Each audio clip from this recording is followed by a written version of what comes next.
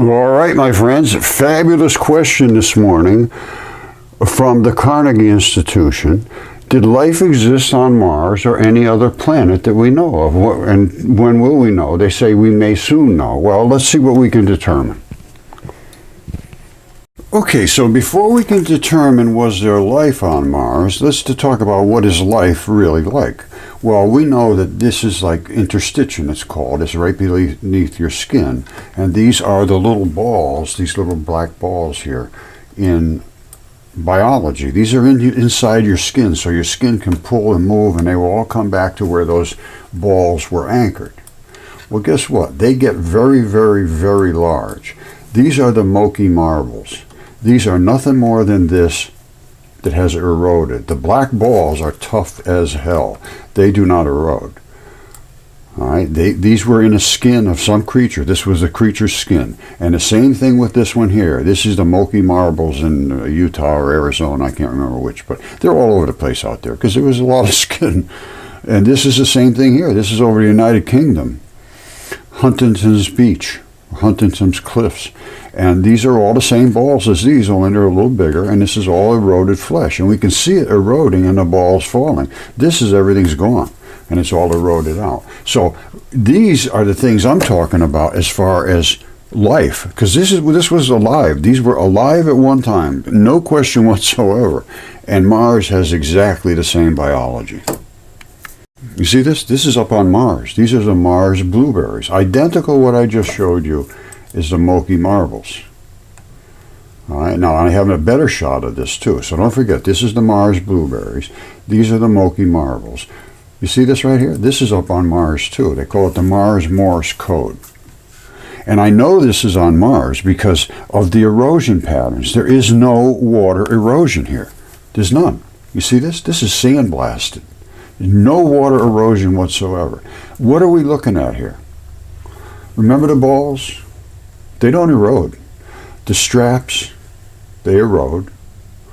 And the skin and the fleshy stuff all erodes away. And it's been basically sandblasted down to this interstitium, which is tough enough so that it doesn't erode, except for where it's mounded up, like here. You see how this is pinched together, pinched together? Well, this is mounded up, and it keeps getting eroded, and eventually it did this. It eroded these straps down so that all we can see is the balls.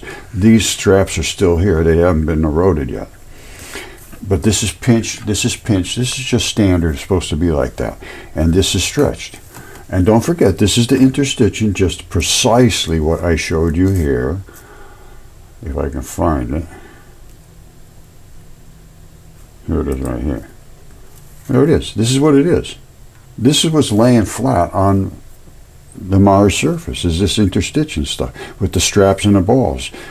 Now, some of these straps are still okay. But the ball, I mean, most of the straps are still okay. Anyway, that's what's up on there. Now, let me show you another thing to prove. So I've shown you the Mars blueberries. I've shown you the interstitium, which is the Mars Morse code. Now let me show you the Mars crab. All right, this is as easy to see as it can possibly be. This is up here. That right there, my friends, is an artery. These are the blood vessels going in to service these tissue layers, which are called sarcomeres. I'll show you in a second.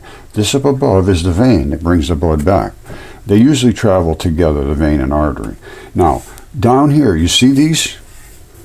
I'm going to home in on this. First of all, look at this. This is the artery. That's the artery, and that's the vein. And now all this dust down here, that is just nothing more than red blood cells, basically, and body tissues that have dried out and eroded down. That's why it's called the red planet. Because literally it is bloody, and it's bloody dust. You see these blocks here? You see those stripes in between? You see all those little tiny stripes? Well, what's that all about? What's that? Why is it like this? Why are these little blocks here?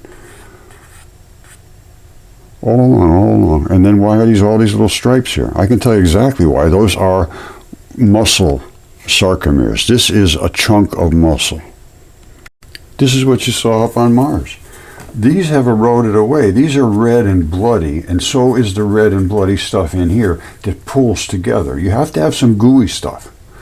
And these are the gooey stuff. These are what's called a sarcomere. Every one of these is a sarcomere. Sarcomere, sarcomere. Now, and they can shift on these planes as well as straight up and down. But when they pull together, all of these, the white parts that's why you see all those little bitty layers. Those are the connective tissue. And then the red stuff pulls it together, and then you end up with this is a contracted muscle. This is a relaxed muscle. And don't forget, this is exactly what those sarcomeres are, and they have to be fed with a ton of blood. And here they are right here.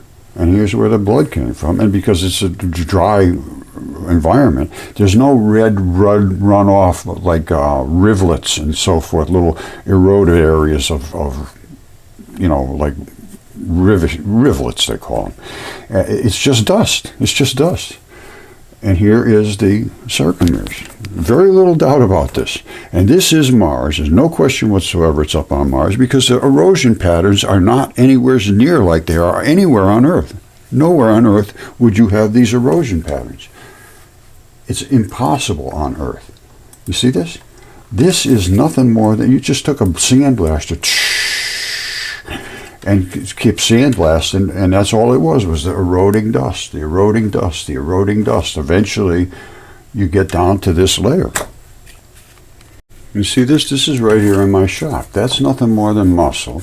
That's tendon, and then there's a bone. This is the bone right here. This is a picture of this, only it has the bone involved as well. And then you have the tendon that locks the tendon into the bone, and then you have the muscle. I have a better shot. Let's see, I have a better shot here. Hold on. Here it is. All right, you see these? These are nothing more than sarcomeres. It hasn't eroded like it did up on Mars. This is the artery. That would have been the Mars crab, and there would have been a whole batch of little things coming out of it, but it has washed this out of there. All right? And what we have left is the muscle, the tendon, and up here was where the bone was. All right? And these are all sarcomeres in here, but there's a zillion of them. I mean, that thing up on Mars is absolutely gigantic. So we can see the sarcomeres quite easily. You can't see them in here, but you can see these little breaks right here? That's where sarcomeres are broken. And they call them abrupt transitions. It comes to a mineralized portion, then another mineralized, and then another, and then you into up all muscle. But you got a little bit of tough stuff coming up in the beginning. And here is just all tough stuff. That's tendon. All right, this is nothing more than muscle as well. Earth is nothing more than just a collection of gigantic, enormous creatures that are laying on the surface of the Earth. And I believe it all happened due to the great flood that was talked about, where they had to destroy all these giant creatures. This is a guy's van, the back of his van. And this is a mountain made out of muscle. And here is the eroded red stuff that erodes away. All right, so that's muscle. Now let me show you something here. You see this? Those are breasts. This was a gigantic woman. I would say it's a woman, and this is exactly how connective tissue works in your body. This is exactly how it works, and these are the breast tissues, and this is the sternum. And can I prove that? Well, I can show you a pretty good representation of it. Yes, I can. Here it is right here.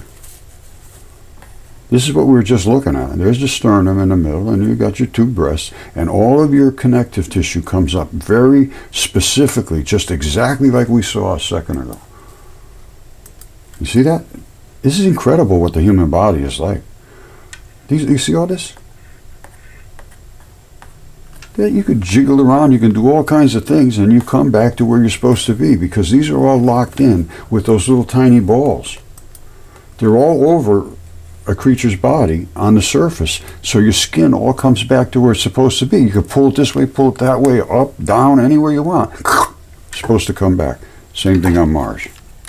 This is why Mars is the red planet and dead, is because it got impacted by Venus, all written about in the ancient texts. And that's the gouge that Venus left. This is wider than the United States.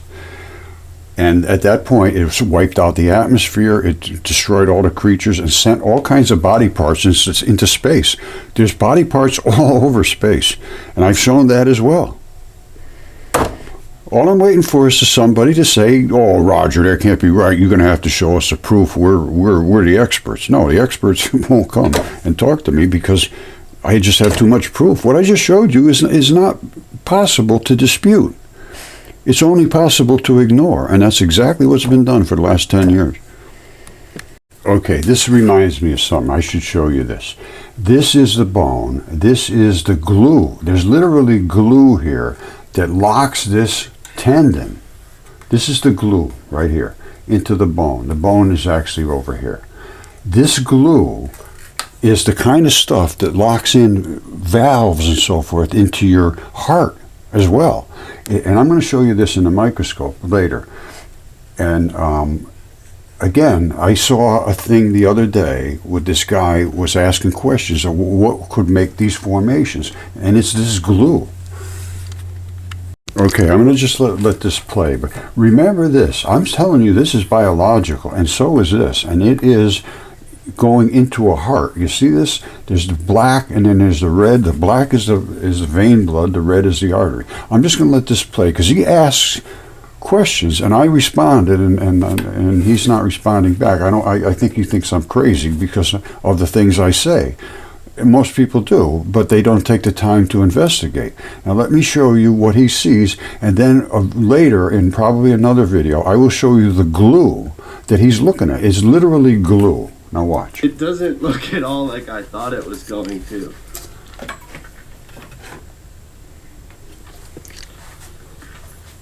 You see back there, that's the tube sticking up, what he's looking at here. So it's not a Native American ruin. It is some type of naturally occurring geologic formation. Let's take a closer look at this. Bubble rocks. I mean, how does that even naturally occur?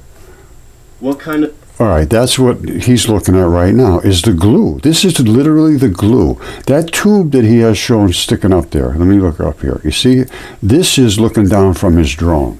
It is an artery. And where that artery glues into the muscle, there's a whole batch of glue around it. And it literally is glued in there, just as the tendon is glued to the bone.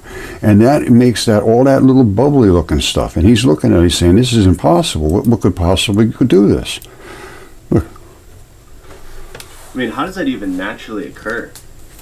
What kind of erosional forces can create rocks that look like perfect bubbles just sticking out? Like you can even see where they fall into the ground. There's all these little tiny bubble rocks, and then it starts to get... Yeah, this is the glue that is gluing that tube right down into a gigantic heart. Bigger and bigger, and then the whole thing just falls off into the ground here, where you can actually see... You see this? This is the glue. And I'll show you the same sort of glue that is in my bone to tendon. Now, this is heart muscle. And it comes right up here, and this thing's coming right out of it. And he's freaked out. He's saying, well, how did this happen? What could possibly do this? And I'm trying to make that answer, and I don't think I'll get a response. I never get any from anybody because it's too spectacular for people to get their mind around. Look at this. This is glue. And this is muscle. This is heart muscle. And that tube runs right down in, and it brings the blood in or out. Look at it. See it? That's a tube coming straight. This is all muscle fibers. It's all muscle. And there's black and there's red. And the black and red is right next in the heart because they pump the vein and artery blood boop, boop, boop, boop, boop, just like that. So this is one of those tubes. And there is a ton of tubes coming out of the heart. Wow. This thing is just more interesting the longer you look at it. It's like a corkscrew cylindrical dome that just popped out of the ground. And there's more bubble looking rocks right over here. I would love anybody with a background of geology. Now, he's asking for somebody with a background in geology. I have a background in geology, but I also have a background in chemistry and physics and anatomy. And this is anatomy, and I understand the chemistry. and I understand the ferrous oxide colors that we're looking at, and I understand the anatomical features. So if he's asking for somebody to give an answer, I am ready to give that answer. Now let's let him say this one more time. Here, I would love anybody with a background of geology Got it? to tell me how the heck does something like this get created? It's biology, my friend, and that's the problem. Now, if he will respond, we could get somewhere with this, because he's going out and asking the questions that the true geologists should be asking. Say, how did this formation happen? They say, oh, it is just layer and layer and layer and layer of sedimentation. That means that we're 800 billion years old or some nonsense like that.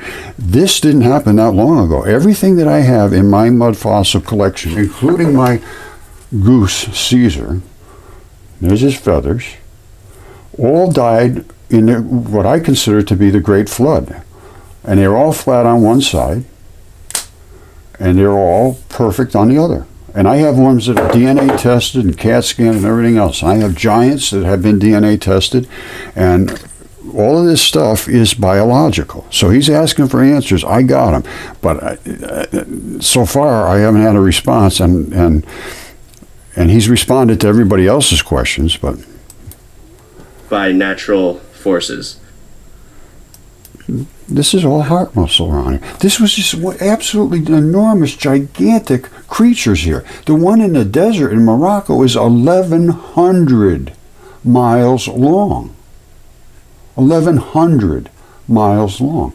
The hearts are just spectacularly large. All of these, you see these little lines? That's all tissue of hearts. That's a heart muscle. So at this point, I'm having a hard time getting through to anybody that will listen. But I have all of the same stuff, and my stuff's been DNA tested and CAT scan and everything. There's no mystery here anymore. The mystery is why we can't get anybody to look at the reality of our lives. And you see this right here? Millions of years in one picture. That's not true whatsoever. That is, the creature died. And this is a creature's body. And this, my friends, is the tendon. All right? That's why it's the only part that's left. There was a bone right here. That I can show you. And there was a muscle right here. And you say, oh, Roger, how could you show that? Well, you see this ball right here? That is the center of a tendon. It locks it in position. Snap. This tendon can still move a little bit this way and that way, but it's anchored here. It cannot get away from the bone which it was attached to. You can't have your tendons pulling away from your bone. It has to be locked into the bone, and there it is right there. And this is the main durable strap.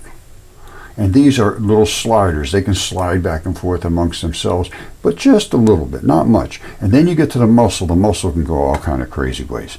But here and the bone are locked in very, very tightly. And here's what it looks like in my specimen I have right here.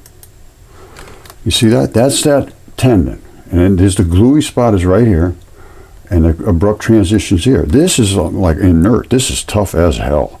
This is floppy, and it all eroded away, and the bone erodes away because of the conditions, the saltwater conditions. Now, this piece right here is the one sticking up. Remember I told you about that ball? You see that ball right there? You see this piece right coming out right here? This is the main attachment to the bone. And here's the bone. And here's that ball. This ball right here is this ball right here. And then the tendon runs over, which just gives you a little bit of jiggle, and you can move it this way and that way a little bit, but not much. Anchored here to the bone. All right? So it can't pull away. You can't have your muscles pulling away from your bone, and you're done. And the tendon gives you just enough play in between to protect your muscles from getting ripped up.